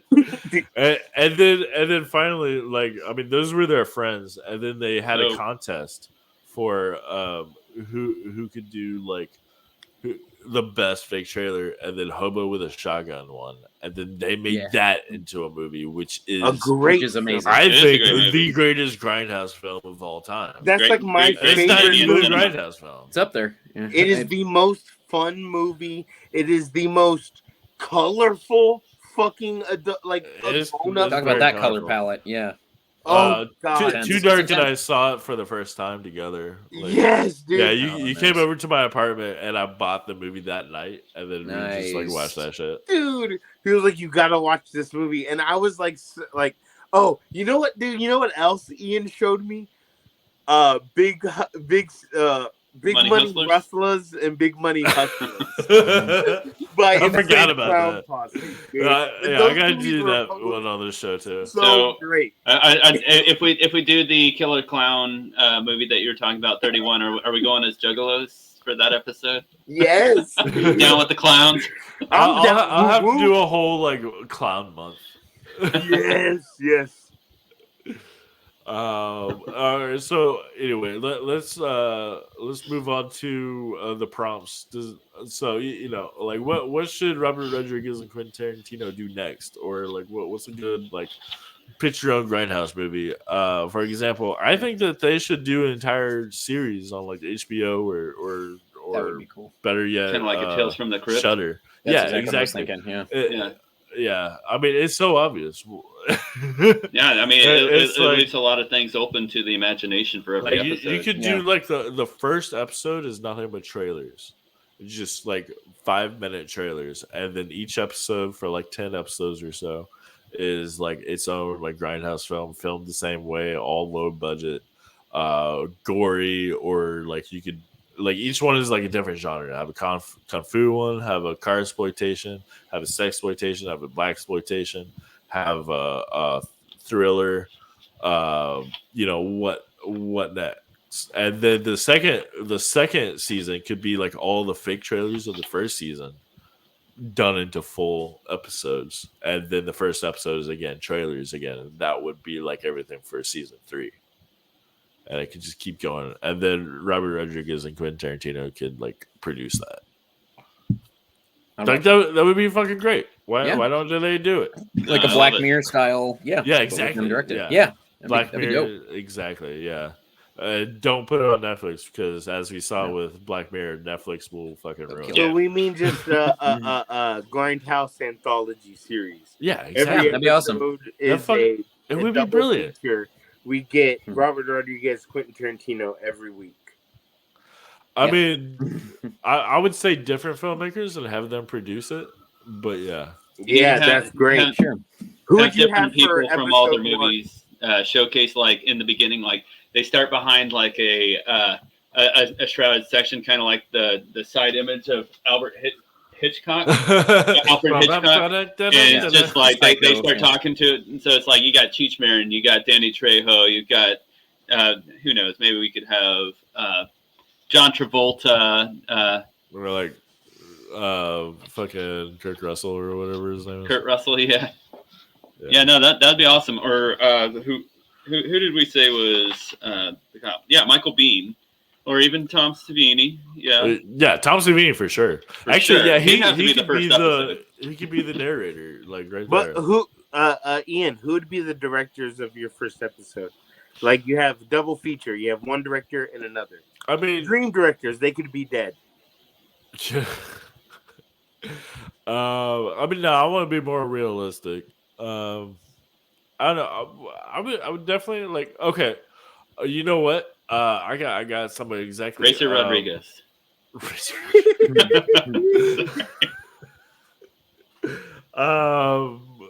actually, Tom Kostansky, maybe I forgot his name. The guy who directed Psycho Gorman. Okay, Oh. okay. Yeah, no, that'd be awesome. That'd be good. Get an And A24 like going with his it. production, and like so Yeah, each one, it is, yeah. what I'm saying is like each one would be a different genre. So like you have the horror, you have the black exploitation, you have the kung fu, you have the cars, you have the sexploitation, and as it goes, like there would be like probably famous directors, but also unknowns too. Yeah. Like I'm always in favor with bringing in like independent, unknown people, but also Absolutely. the people for that did Psycho Gorman and Father's Day, like them for sure, absolutely, because Father's Day, who is the same production company that did Psycho Gorman, that's such a Grindhouse movie. And it's not very well known, but it's really fucked up. Okay, It's dude. probably one of the most fucked up movies I've ever seen. Episode But 1, double feature, Grindhouse Dan style. Kostansky, I think that's his name. Grindhouse style. We have David Lynch and Kubrick. Are you fucking kidding me? Are you fucking Kubrick is way too good for Grindhouse. No. Yeah, he is. Imagine him doing a Grindhouse style. That's an AI. I don't think right he there. could I don't know if he'd do want it. to. I don't think that Yeah. would be like mentally possible for him. If he was here, The visuals for him, today, he just couldn't do it. If he were to listen to this, It would be podcast, impossible. He would want to do a Grindhouse short. I might agree with you on this one, Ian. I don't know if you'd be able to. I love where your head's at. Like, yes. And Lynch, maybe. Lynch definitely. Lynch is already borderline Grindhouse. Yeah, Eraserhead is definitely one of the very first midnight movies for sure. But everything he did after that, like Mulholland Drive and that Highway movie, Lost Highway is super Grindhouse. Even fucking the Return of Twin Peaks, I would say, is Grindhouse. Yeah, the Return of Twin Peaks got pretty gnarly. It was much more alien oriented. Alien art core, like at least before it was like Native American spiritualism, like Black and White Lodge was kind of like the heaven and hell. But yeah, it got pretty crazy when it got back with like monstrosities and stuff like that coming from different dimensions. And so, yeah, right. David Lynch is grindcore, dog. It's Grindhouse to the core, dude. Like, I can't think of one David Lynch movie that doesn't have some sort of Grindhouse element, some sort of gritty, raw element in it. Yeah, for sure. And if you were to just turn that into a half an hour, bruh, we got. I'd say probably closer to maybe like 50 minutes or so, but yeah, I mean it would be great. I don't know why it hasn't been done. We all, I think that was just like everybody's answer to this prompt. We all just like unanimously agreed. Does anybody have any other ideas for like? So what you got? All right, so. I was watching all of the history of the Grindhouse and how it was all made. So before the pre-code era for what was it? Citizens for Decent Literature ended up taking over and making after 1948, all through the 50s, there was that major censorship. I forget the gentleman that they hired, but he was an evangelist. That came through and worked with WB and Metro-Goldwyn-Mayer and just was the person who literally just got paid a nice cushy job to just tell people like you can't have any acts of pornography or anything along those lines. And the last movie that was pre-code that actually freaked a lot of folks out, 1948, Freaks was released. Yes. And Freaks really was a gnarly movie. And that was one of the first ones that I thought maybe have that historical like staple in time to have them redo it. But American Horror Story just redid it. They had it as like their third season or fourth season with the Freaks episode or the Freak Show. And so I kind of figured that was a little too convoluted with that. So I decided to go against that. Down the line, there were a couple other movies I wanted to try, but the movies that I ended up deciding on, so before gore was actually a real thing, you always had somebody, they get shot and they're just like, and they fall against the doorway without anything ever happening. Sure. So that's exactly what they do. Herschel Gordon Lewis was the first person who was just like, I'm going to put practical gore in my movies as the first one. I want to say it was 1954. I can't remember. Hold on. No. It was definitely not that. I forget the year right now, but the first, or 1965 was when Blood Feast was the first gore movie, and that actually had a point where the dude reaches into this chick's mouth and literally rips out her whole tongue, like all the way from like the back of the throat, and like they had that, and also it was the first time that like an axe would actually like take off a whole like section of arm and like chest piece, and so that was the first time that any movie had ever tried to do that, and he's the one who normalized all of those violent notions after Psycho normalized insanity and violence in its own movies with Alfred Hitchcock doing that. And so insanity became a much more prevalent thing in most stories. But his second movie that was one of the top running for gory movies along those lines was made in, I believe, 1975. It's called 2000 Maniacs, and this is the movie that I think that they should. That's a really famous one. Is not Wes Craven? Is Robert Englund in that movie?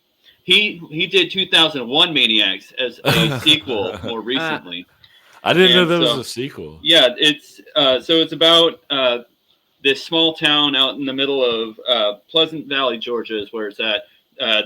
They have a scout like watch from the side. It's kind of like The Hills Have Eyes. They keep an eye from afar, and they lure travelers in. So like they see a car coming, they put up the detour so that they detour into their town, and then they have this giant grand celebration. Like it's not like The Hills Have Eyes to where they're like mutations or anything. They're very civil, but it's done like a. It's like the opposite of The Village. What was that really beautiful dark movie? That's so big. It's the brightest, darkest movie you'll ever see. Midsommar. Oh, okay. Great! So it's they start sacrificing people like Midsommar, like for their rituals, but they kind of like kill them in carnival styles. And so, yeah, it gets pretty gnarly. I'm sure there could be some really great foot fetish scenes going on. I would just really love to see Tarantino as a like this backwater hick in the swamps. It's just like, I think that it are you saying a remake? Is that what you're saying? Are you saying a remake? Yeah, doing a remake of the original and have Kurt Russell maybe as the hero. Okay, sweet. All right. Yeah, I think they should have real good gore. Tom Savini doing the gore section. That'd be great. Of course. Jonny, did you have something? Yeah, actually, mine was not nearly as in depth as the last one, but it's funny that you had brought up the origin thing. That was my initial one. But I ended up deciding on. I actually just thought it'd be kind of cool if I've always actually wanted to try and see something like this, just because of how long these two have like collaborated and worked together. But basically the most famous scenes from so you take the most famous scene or scenes from Pulp Fiction, Django, Reservoir Dogs, and then Spy Kids, El Mariachi, whatever. And then you have the directors swap places, and then they redo those scenes with, they can either probably the same actors. I just would like to see how different it would be. And it would be very different because their styles are very far from They are different. Yeah, I would like to see like just like an hour and a half, 2 hour long movie of like we have, one scene here is a Tarantino film, then the next one is Rodriguez. So like Tarantino, kind Rodriguez, of like a Four Rooms alternating. kind of thing. Pretty much, yeah. Interesting. Yeah, I like that'd be that. kinda Yeah, interesting. that is. Yeah, Yeah, just because they don't collaborate much any. I mean, they still do, but I think that was their Grindhouse last collaboration, wasn't They're it? always. I mean, technically it was, but you always see like any movie either one comes out with, the other one always had a hand somehow in it. They either helped produce or they helped write or something. Yeah, They're usually because on like set for a couple Tarantino weeks. was he did a scene in Sin City, Right. Yeah, and Rodriguez then did. Yeah. and then he also had a cameo in Desperado, and then they did Four Rooms, of course. Okay. Yeah, like another that's interesting. I like that. That's pretty good. Cool. We lost TuEDarK. Hopefully he'll be back. But let's go ahead and rank, or not rank, rate this thing. Yeah. So starting with production, Johnny, I'm not sure if you've been back recently, but yeah. So we're bringing production back. So it's it's my first time to hear it in about a year. Yeah. Mm-hmm. Yeah, so production is great. It's supposed to be bad, but he did it bad really well. So I'll definitely give it. But it's also pretty cheaply made. You can see how cheap it was. Yeah. So I'll say 7 boils and pimples and stuff that are squirting all over people's faces. Nice. Sexy. As far as total enjoyment, it was very enjoyable. I always have a blast with it. So I'll give it 9 gun legs. Johnny. As far as production value is 9, definitely a 9 out of 10 on this one. I think that this is, you don't really run into a Tarantino film where the production value is low. It's, in fact, I don't think I've ever seen one. Even Reservoir Dogs, when he had barely any budget at all, it wasn't low. I mean I know this was Rodriguez's film, but Grindhouse was their brainchild, and Tarantino was on set every day, and he directed a lot of the scenes, even though he deferred to Rodriguez when it came to Planet Terror because it was his original baby. But no, I'm trying to think. 9. Oh god, 9 feet that Tarantino wish could have been Planet Terror. I don't fucking know. It's solid, man. I mean, it does a great job trying to make a good movie look bad, and it's kind of like that episode. If you ever saw King of the Hill, they have to like try to make the house look bad, but Hank's such a good homeowner that the only person that realizes that it's basically it's this crappy mask the house has on. He realizes Hank's a good homeowner and whatever. So it kind of just reminds me of that a little bit. As far as entertainment value, it's it's just 8 out of 10. I can't think of anything else right now. I didn't come prepped for that portion. So from an entertainment value, there's just so many classic cheesy one-liners in this, and there's so many great actors that are not acting good. They're acting poorly, and it's because the directing style called for that. And it's wonderful, and it just cracks me up that Josh Brolin's ray of emotions and Bruce Willis's ray of emotions and like the range that they have is like nothing. It goes from like 0 to 2 and then back down. There's nothing, so it's a nice change. Yeah, and all the characters have pretty good emotional palette too. Yeah, they do. They're either like really like nobody's all over the place, which I actually appreciated because. But they're also not one-dimensional either. They're not one-dimensional. No, not at all. No. They do a really good job of conveying complex emotions through very little dialogue that points anything at the emotion that they're feeling. That's actually pretty difficult to do for an actor. So, and you brought up dialogue. I love the dialogue. I like the dialogue. Yeah, I thought it was. that's my jacket. She's two like, weeks. yeah, I was looking for 2 weeks. Well, you weren't looking for me. For me, yeah, Ray. Well, I don't own you or whatever. Yeah, he's like, I own that jacket. I damn don't it. own you. That was so good. I dug it. They tried to TuEDark, make it welcome bad, back. and it made it. It was still Yeah. well done. Like in They any tried other bad. movie, that would be like, ugh. Are we in the Patreon yet? No, not yet. We're right there. We're right there. We're rating the film. In fact, it's your turn to rate it. So what do you give it for production? Okay, Planet Terror is okay. Can I just so I don't steal anyone else's ratings?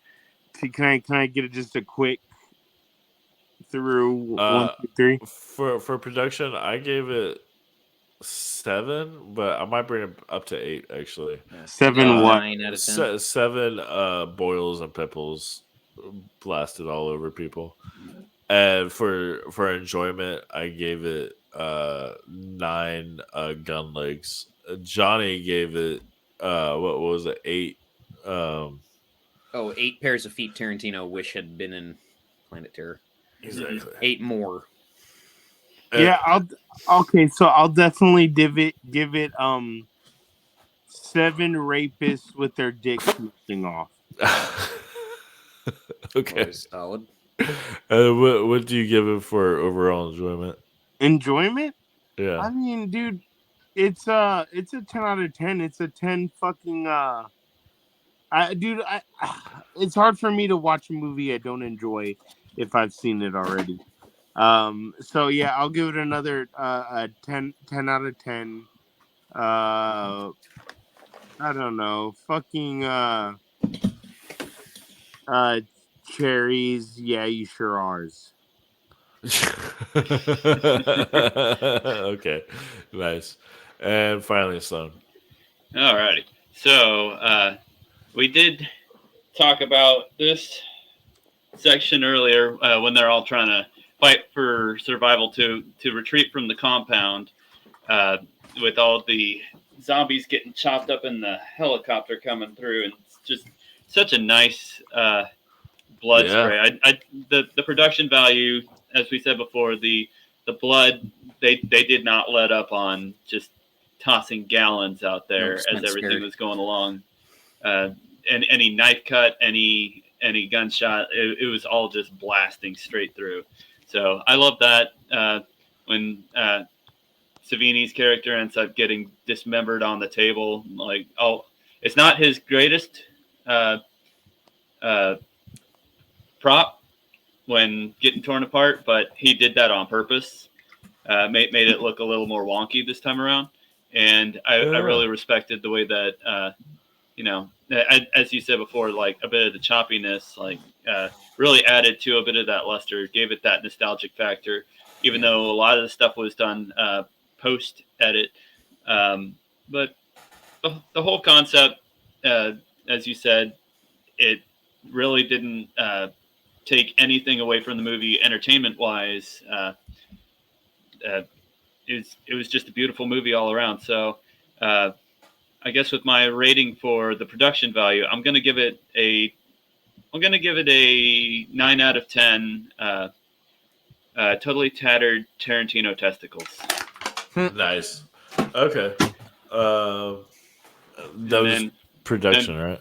Yeah, that was production. So for enjoyment, I enjoyed it a lot more than I did the first time that I saw it when I was in theaters. As I said before, I was young, dumb, and ugly, and I don't think I've changed. Was this that only much. your second time seeing it? Probably like the third time. Oh, okay. But yeah, when I first saw it when I was younger in 2007, like a lot of this stuff just went over my head. My ADD wasn't helping me focus on all. It's a very fast-paced movie, especially in the end. It's like I just stopped even writing stuff down while the movie was going because so much was happening. And I liked the fact that they chopped everything, or that they packed everything into the movie and didn't really cut any extra scenes out. Because, I mean, besides the sex scene, to where it comes in and it's just like, a good like half hour was missed of like survival situations. Pretty important section, but Yeah, that added to the overall entertainment. So keeping everybody on their toes and keeping it nostalgic. I'm gonna go ahead and give it another. Let's see here. 9 out of 10 attempts to finally get my barbecue sauce correct. Oh yeah, that's right. Yeah. But it's the salt helps everything sit. That was a good reoccurring joke. It was. I love that guy. And her wanting to be a stand-up comedian was fucking Yeah. Yeah. That was Well, classic. her Every time like she brought it up. it wasn't so much her wanting to be a stand-up comedian, but like more of Everybody like, says I'm funny. everybody else wanted her to. Right. And like it came up at the very end. It's like, you should be a comedian. and she lost her leg. She's like, I can't do it now. I don't have a leg to stand on.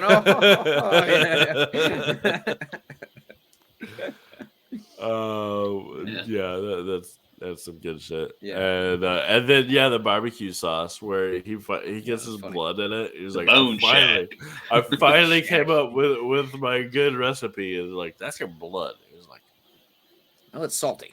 Damn it. All right. Well, that will finally do it for this episode of Cold Trash Horror Movie Grind, aka Grindvember. Next week, like I said many times, we got Hobo with a Shotgun is next, which is, of course, a movie made after one of the fake trailers from this movie. So, we're going down the line. I've been wanting to do Hobo with a Shotgun for a very long time. Since 2 podcasts ago. So, Ian, am I coming back for that? Sure, if you want, yeah. I need to be there. Yeah, absolutely. And then Johnny, you said you wanted to, right? I did. Yeah, Okay. That's probably my favorite of the, just like you, it's my favorite of the exploitation films, honestly, or Grindhouse, excuse me. It's so good. And also check out my interview with the guys who are doing the upcoming film Die Hobo Die. You can check out Johnny on I Don't Give a Flick podcast. So by the time we're coming out with this is obviously November, which means that last month was October, which is Halloween, which means you can check out some Halloween episodes on Johnny's podcast. Which coming out at next week. At the time we've recorded this, we haven't yet recorded them. Go back and listen to them. There you go. But by the time this episode comes out, they have already come out. So hopefully. Yeah. Hopefully, yeah. I don't handle my team's editing, so that's not up to me. Yeah. But also go back the past 2 years, and there's some good Halloween episodes. Yeah, there are. Not many good Thanksgiving episodes. Not really. Not many. We tried to do that one time and it didn't work out too well. Really? There's not a ton of Thanksgiving. Remember? I don't know if you listened. We did like Home Alone, Planes, Trains, and Automobiles. Thanksgiving, man. Thanksgiving. I'm sure you could. I'm sure there's a lot of bad white meat, dark meat, all will be carved. or the Thanksgiving fake trailer by Eli Roth. Oh man, no, there was a quote that we never even ended up saying. It's just like, you'll be coming home for the holidays in a body bag. Good quote. That's great. That's so great. TuEDark. Your show is on hiatus, but the Adult Swim show, which I really enjoyed listening to. Okay. I mean, hey, real quick. So let me get it like an Ian review, like informative, fun. Is it infotainment? Like what would you say? Absolutely. Right, dude. Especially your first episode, I learned a lot about Adult Swim. Like, if you want to know where Adult Swim comes from, like, dude, you brought the knowledge, and like your pacing was so good that I was like, I was able to follow it. Like, sometimes if you listen to me trying to explain something, like I'll like go off track, or like I'll get monotone or something. I mean, I think that's all part of the love, you know. You knocked it out, man. Going off track shows how much you love it. Like, but what I'm saying is, like, you kept it steady, and I really enjoyed it. So Deeper and Deeper podcast. Thanks for the review. Yeah, Deeper and Deeper, an unofficial Adult Swim podcast. Yeah, we have 6 episodes out. That's basically season 1. Season 2 is in the works right now. a lot of I recently I've gotten a lot of people interested in it. So yeah, deeper and deeper, an unofficial come back podcast for sure. And then Sloan, you got your band, Caustic Cadavers. Yep, Caustic Cadavers. We're working on our second album. We have our first nice. live in studio album that is available on any platform right now. Caustic, like to burn chemically, and Cadavers with the French inflection. Nice. All right, well, check all of them out. Check us next week. And for everybody else, I will plant you now and dig you later. All right, take it easy, everybody. Peace. I don't give a flick.